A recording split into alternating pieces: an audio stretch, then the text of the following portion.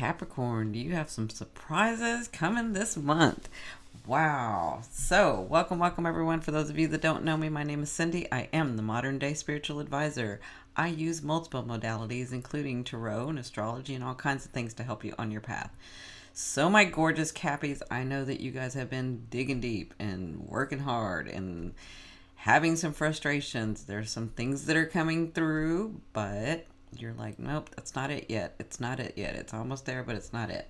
So it looks like for you guys, Mars is going to be a very prominent thing for you, and your fifth house is going to be a very prominent thing for you. So, or a prominent area in your life. So what I've done is I've gone ahead and I'm just going to give you the highlights. I'm not going to go over each of the houses and the aspects and any of that because these videos can tend to get very long. So what I'm going to just do is shorten it up, and then I'm going to have it, the very detailed stuff, all of that, I'm going to have that on my website. Those videos, I'll start those videos on Sunday. Or maybe Monday. It kind of depends on my schedule. But you can go to my website, yourindigopath2.com, and you can download it there. That way you can have it. But again, because I'm incorporating tarot and astrology together, it can tend to get very long. And some people just want the heart or the meat of the situation, right? So let's get to the meat of the situation. I did want to mention before, though, I am going to do a Uranus video series for each sign because Uranus is big. Saturn is big. These big planets, Jupiter, these big, huge planets are moving into different signs and doing different things. And so we are moving, whether that's on a macro level with our society, you can kind of see it. You can see how things are changing and needing to be restructured and falling down. And if it hasn't been built on a solid foundation, it's coming crumbling down. You can see that in our society, in all societies. These big changes, it will not only happen on the macro level, but on the micro level. For you personally, how's your life changing? What's going on with you? What needs to be restructuring? It looks like that's what you've been doing right now, restructuring. You're headed towards that Hierophant. You really are. You're just wanting to do it in a very balanced way this time, where things, because you know how to do this, but you know how to do it like the king version. I don't know if that makes any sense, but the king version is having, like, doing what they need to do, and then he gets tired and people take from him and da-da-da-da, right? The Hierophant, understand, it's a dynasty you're building. It's just not just you, but he also understands the balance in loving himself and loving everybody else and how this is working in that, okay? So that's kind of what you're working on. You're having to restructure. You're having to learn to love yourself. With Uranus moving into Taurus. So Uranus in the middle of May is going to move into Taurus. That's a very different energy than when it was in Aries. When it was in Aries, or is in Aries now, if you can see right here, it's in Aries now. And you guys know the 23rd to the 23rd, 24th to the 30th degree for me in any sign, when a planet hits that's physical manifestations. That's stuff coming from that work that it did before the 23 degrees, right? So in Aries, it was about starting. It was about looking at me. It was about having my desires. It was about my passion. It was about that. And if you didn't do it, Uranus likes to change. It wants change. Uranus likes to shock and awe. And so it will take things away or bring things in or have you shocked and awe, but it's so that it can liberate you. That now it's going to move into Taurus, where it's a very different energy. It's an earth energy. It's going to feel more comfortable here. And this is about the security of these things, the hard work that you put in, the physical manifestations of these things, right? So I'm going to do a series about that. I'm going to do a series about Chiron. That'll all be on my website. That's what I'm working on this month. So let's talk about you. Mars is in, pardon me, my voice is going. Mars is in shadow. So pay attention this month to what's really going on. Mars it's been in your house. You have Saturn retrograde, but you're used to working in Saturn. Saturn's your, the ruling planet. So you're comfortable with Saturn. You're comfortable with the hard work. You're comfortable seeing things that need to be done. You're comfortable in that. But the issue is that you can get imbalanced, right? So you can get or unbalanced, where you're like giving too much, and not taking care of yourself, right? So, and then you have Pluto in retrograde. So all of these retrogrades, we have Jupiter in retrograde, Pluto in retrograde, Saturn in retrograde, the North Node in retrograde. So those things are about reorganizing, amending, completing, on all of that. That's what you're kind of doing, trying to figure this out.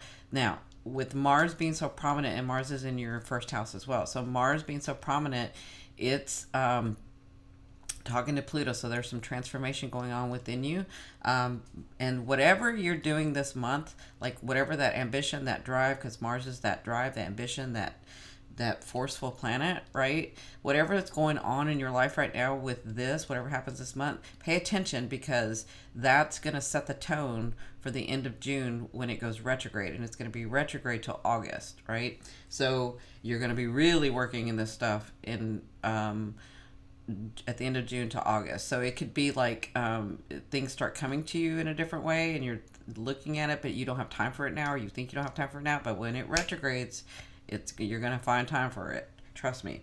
Now, that's the harsher things that are going on for you, but you're used to that. You can work in that. You work beautifully in this, right? It's like you work well under pressure. You don't like the pressure, but you work well under pressure. Now, the gorgeous things about this month, I mean, you guys have so much abundance coming, it's not even funny. So we have 3 grand trines. 3 grand trines in this month. Do you understand what grand trines are? Grand trines are gifts from the universe, from God, from your angels, from source, from oneness, from your higher selves. These are gifts being put on your path because it was what you wanted to experience, right? You don't have to work for them. You don't even have to think about it. You don't have to make a decision about it. These are just gifts coming to you. We have 3 of them. And one of them is an earth grand trine, so it's going to come in a very different way than the fire grand trine. That's going to come a very different way than a water grand trine. But all these, so you have 3 gifts coming.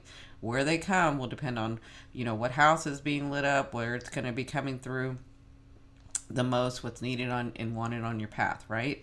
So that's why I'm doing that extra video on my website.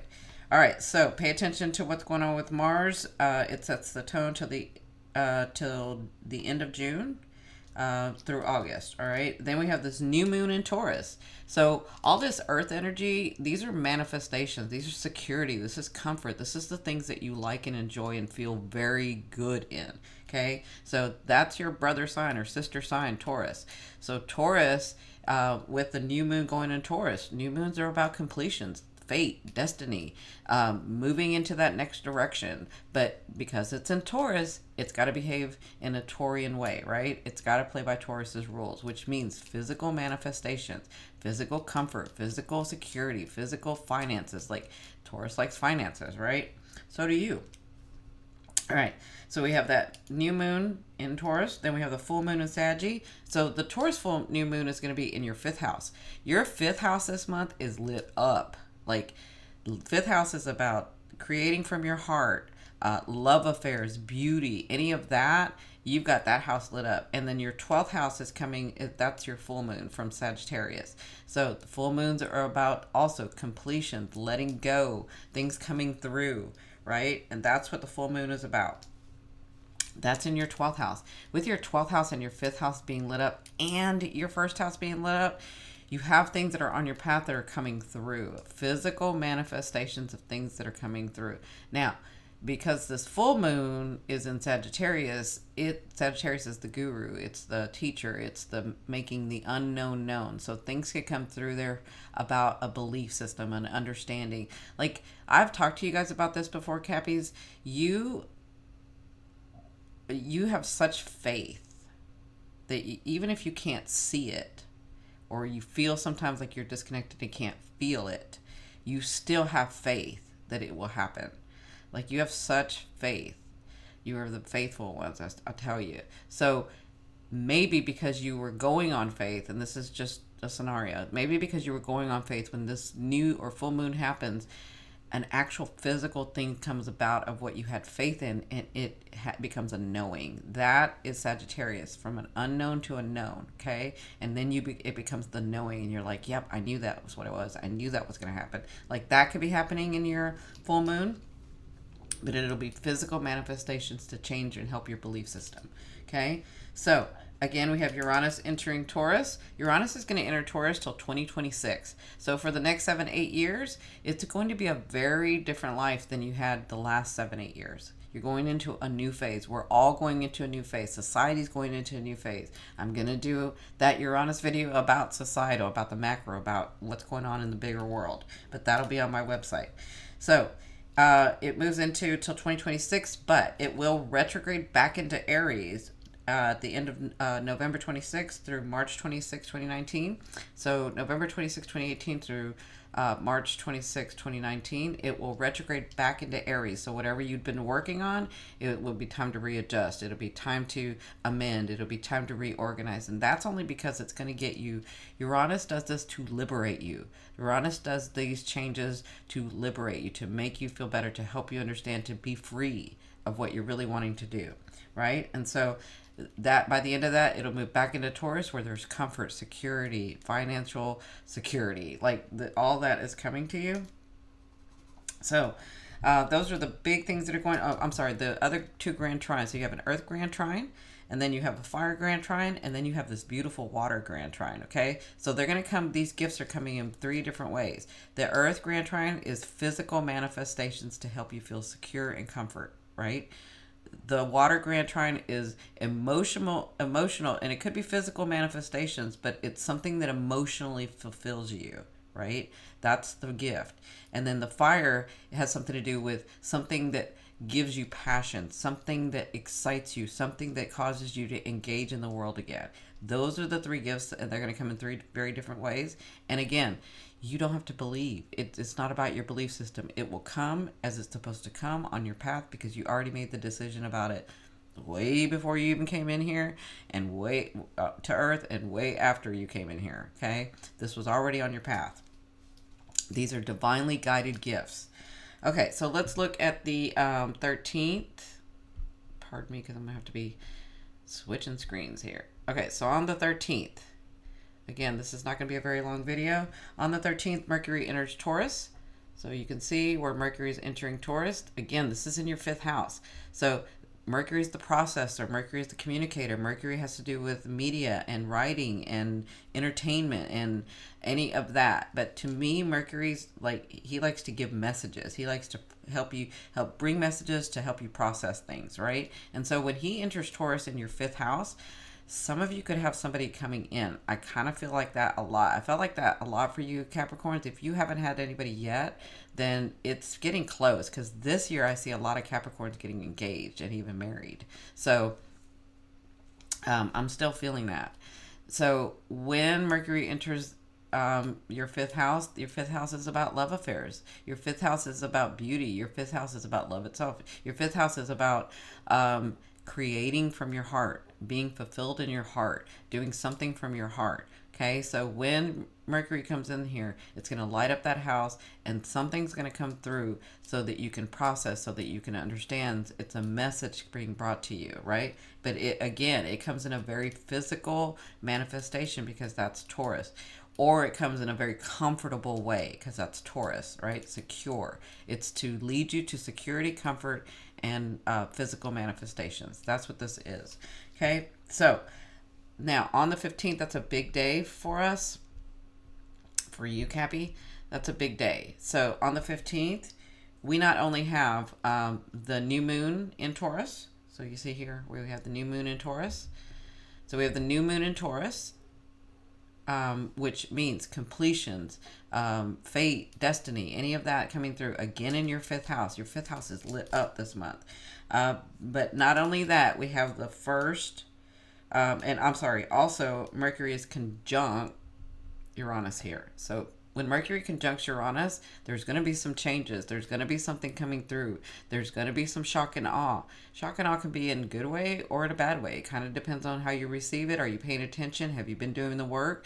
Then it can shock and awe you to be like, wow, I thought it was going to be this, but it is way different and bigger than I ever thought. Like, I couldn't even dream this. This is better than my dream, right? It can shock and awe you in that way. Or it can shock and awe you and say, you know what, we've tried to tell you, you're not paying attention, or you're paying attention, you're choosing not to, but this is on your path, so we got to shock and awe you. So we got to change something, right? So what happens here is that you process. What happens here is that you come to an understanding. What happens here is that something gets changed so that you can understand about this house, about your path, about, so somebody could be coming in. A love affair could be coming through. Something that you've been trying to build from your heart. Maybe your business, maybe your family, maybe your love, your relationship with somebody. That could be coming through. It's something from your heart. Okay. But on the 15th also, we have the first grand trine. So the first grand trine is with the new moon in Taurus, sorry. So the new moon in Taurus, and then we have the Pluto. The Pluto and Mars. So we have Mars, Pluto, and the new moon in Taurus. That's the grand trine. So what's going to be happening is something, a gift of something that you've been working hard that has to do with your identity. And in your first house, that's physical. That's the physical you. That's the physical identity. That has to do with all areas of your life. If you've been working on this grand trine is coming to bring a gift to you that has to do with your 5th house and your 1st house, right? So you have a gift coming, and it's going to be physical. It's going to be in a physical way. Okay. And this, again, it's a gift to bring you comfort. It's a gift to bring you security. It's a gift. So congratulations. Now, on the 16th, Mars is squaring Uranus. So Mars is going to be squaring Uranus. So the square is a little bit harder aspect. A square for you guys would be that, these two energies are being pulled in different directions, but they're going towards the same goal. They're just doing it in very different ways, right? And maybe they're not speaking to each other. Maybe they're speaking to each other, but one's not listening, or the other one's not listening, or they're both not listening. So either way, they're going towards the same thing, but the energy can feel harsh. So again, Mars is that planet of ambition, of drive, and Uranus is the planet of change. Okay, and they're both trying to do the same thing. They're just doing it a very different way. And again, it has to do with your 1st house and your 5th house. So you could be being stubborn about something that needs to change, that you're not wanting to change, that you need to make a decision about, that you're not wanting to make a decision about. If it's supposed to be on your path, Uranus is going to change it, and Mars is going to get you to see it in a very different way. Mars is that drive. Mars can get angry. So maybe you feel uncomfortable. Maybe you don't feel comfortable about this, but maybe you understand that you have to do this, whatever this is. All right, so on the 19th, let's look at the 19th.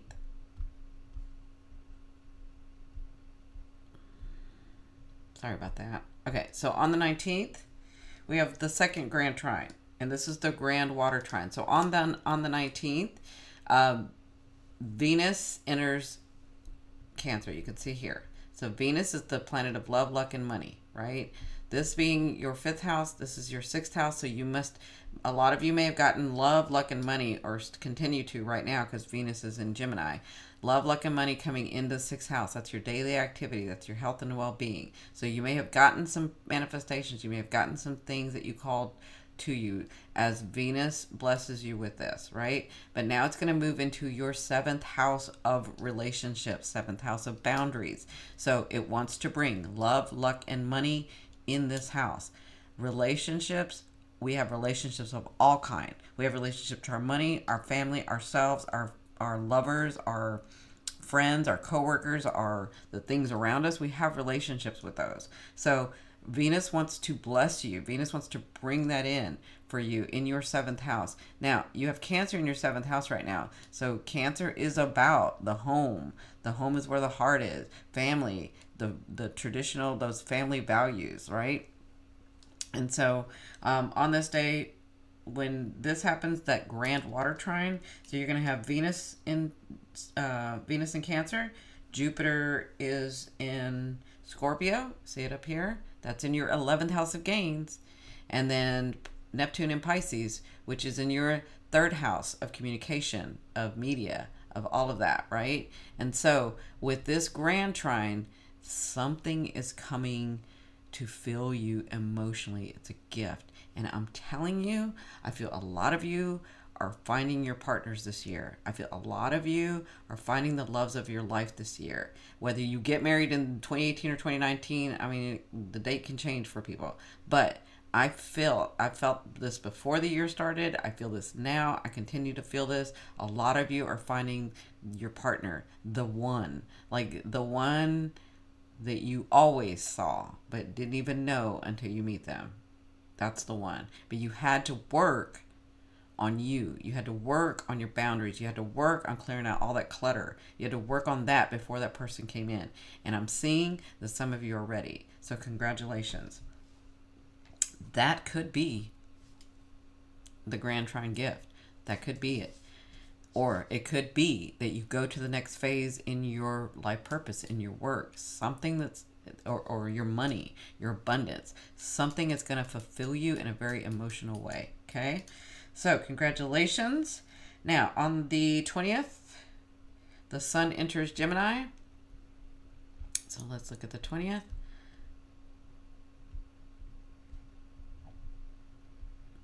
The sun enters Gemini. This is in your 6th house. So maybe you were trying to balance. Maybe things were trying to come up in your 6th house. Maybe your health has been an issue and you were trying to balance that and figure that out. And maybe you got some luck in this, but maybe you're continuing to work on this. Well, when the sun moves into Gemini in your 6th house, you're going to have more energy. You're going to have some clarity. You're going to have those things that didn't come through before come through now. Okay. And this is incorporating these things into your everyday life. Maybe it's with your family. Maybe it's with your friends. Maybe it's with your lovers. Maybe it's with your business. Maybe you're trying to figure out how to do your business, or maybe you're trying to figure out where to move to do your business, and you're trying to sort of incorporate that into your daily life and still stay healthy and be healthy and love yourself and continue to do that. Like that's coming through in this 6th house. Okay. So on the 25th, we have we have the grand trine, the water grand trine, but then on the 25th we have a trine going on with Jupiter and Neptune.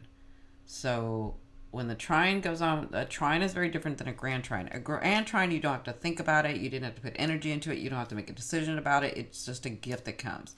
Now, a trine is opportunity. Opportunity, opportunity, opportunity. And the trine, you have to make a decision. You have to take an action to accept the gift, right? So this being in your 10th house of career, your 10th house, Jupiter is in your 10th house right now.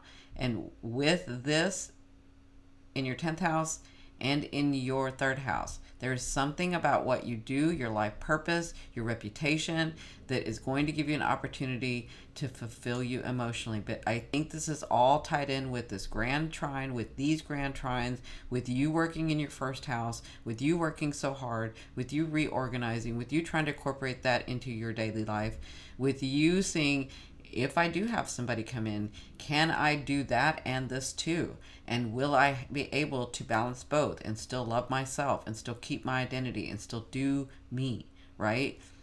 Even though, because when I go into relationships, I want to give it all, right? And this time you don't want to do that because it left you with nothing. You realize that you're just as important as everyone else. So this trine has to do with that. So on the 29th, this is another big day. On the 29th, we have the 3rd grand trine, which is the fire grand trine. So we're going to have the North Node in Leo. We're going to have the full moon in Sagittarius, and we're going to have Chiron in Aries. So that gift is going to come in a very different way as well. It's going to be about passion, about drive, about you, about your desire, right? Whatever you were desiring or whatever you want to have come through so that you can desire or that you can have passion about or that you can engage in humanity again. Like whatever this is a gift for you. And it has to do with passion and drive and not letting up and thinking about you only. This is you, okay? But not only that, we have that full moon in Saggy. And I explained that full moon already. This has to do with your 12th house. Your 12th house is about completions and endings and past lives and present life and future life. And whether you believe that or not, maybe when you were younger, it has to do with when you were younger and put all the work in and now it's coming through to complete, right? So whatever this is coming through there. But it's also connected to that grand trine. So there is a gift coming. And when it comes, you're going to understand that you've completed that lesson, whatever this is for you. Okay. So congratulations.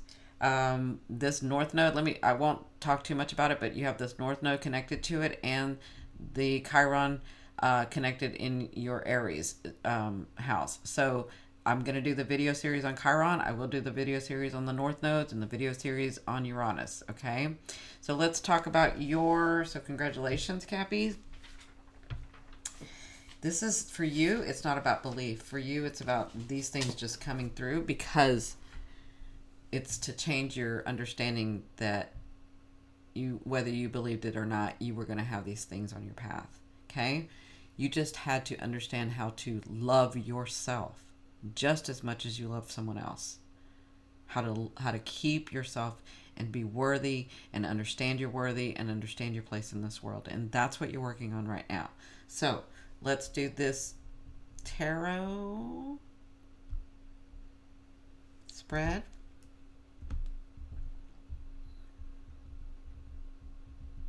And look at that. You got the Hierophant. All right. So give me just a second. I'll walk over this way. And I got to pick up my mic. All right. So in your first position, this is you. This is you in May. You have the Empress. Of course, this is you.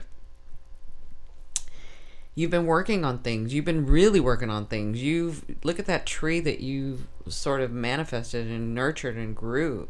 Look, that's you. You're rooted. You're stable. You're becoming more stable. And that baby that's there are the things that you are birthing. So it looks like things have been coming through for you. It looks like maybe you had some delays and maybe you continue to have some delays, but you know how to work in this. This is not that hard for you. You understand Saturn. Saturn and you get along very well. So, and then we have Pluto, which is transforming you. Things are coming through. So the Empress tells me that more things are coming through, that these things that you've worked hard in, you're going to reap the benefits now. You're going to see the physical manifestations now, especially with that Earth. All that earth energy coming through, these are physical manifestations for you. So congratulations. So your challenge, dear one, is the Hierophant. We talked about the Hierophant. Your challenge is restructuring. Your challenge is understanding that part of getting to where you want to be is going to mean that you're going to fail in between. Okay? Everybody that gets to the Hierophant or gets to the big organization or gets to the big foundation or gets to that big dynasty they're trying to build, that part of their journey is to understand that there is going to be failure. It's what you do after that failure, that you get up and you keep going and you restructure and you reorganize and you redo and you figure out another way, but you see the point of the dynasty or that big thing, or that big structure, or that big foundation, right? And so that's your challenge, is that sometimes you can get so tired, maybe overworked, that you're like, I thought this was going to come through this way, and then you sort of get deflated, right? Because you're like, all that work I just wasted for nothing, and that's not true. That's not true. The challenge is to understand that part of you getting to that place is the failure.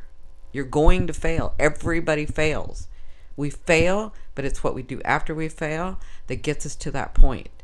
That's why you only see so many people have the Emperor or the Hierophant. That's why you only see so many people have the restructure or the big foundation or the big organization, because everybody gets a shot at it, but not everybody gets up and keeps going. And that's your challenge. Get up, keep going. Even if you feel And I know, because sometimes you just have to go by faith. Even if you feel like it's not going anywhere, keep doing it. Keep going, restructure, redo. Just keep doing it, because that's going to get you there. Okay? Now, you're fated. Your destiny. This is what's coming in, whether you believe it or not. You have the Four of Coins. The Four of Coins is about having some help, having someone help you, and not because they want to take from you, and not because you're going to owe them something later, but because they want to help you. They really want to help you. So you have some not just help coming in to get you to this next point, whether it's financial help, whether it's just emotional help, whatever this is, just allow it to come in. You're going to have help. Now, the other thing too is that where you're getting to is a little bit more structure, is a little bit more budgeting, I guess I could say. So just rebudget, redo. That's what's coming in to help you understand that you don't have to give everything away, that you don't have to take the shirt off your back and give it to somebody, that there is abundance everywhere and everybody can have theirs. Okay? So you don't have to give yours to them. You can keep yours. Okay? And you can build on yours. That's the fate and destiny that's coming. You do have some money coming in. You do have finances coming in. It may not be a big thing right now. Like, it may not be the big finances that you're wanting because you're still structuring or restructuring, but you do have some stuff coming through. Now, where you're headed to is the Two of Coins. This is what we talked about. Understanding the balance of, I can have this company, I can have these things that I want, and I can still learn to take care of myself and put myself in balance, put myself first. Think about myself and then do that. I can still have somebody come in, I can still love them with all my heart, and I can still love myself as well. I can still balance. So it looks like where you're moving to is understanding and putting that in your everyday life about how, like, I don't need to just work 15 hours a day for 3 weeks and then get so tired that I have to completely disconnect from the world and be by myself for 3 other weeks. Like, there's a balance in that you're trying to adjust and figure out. Okay? So, I love you, love you, love you. Please be sure to like, share, and subscribe. And don't forget, I'll have those other videos on my website in the next couple of days. Bye.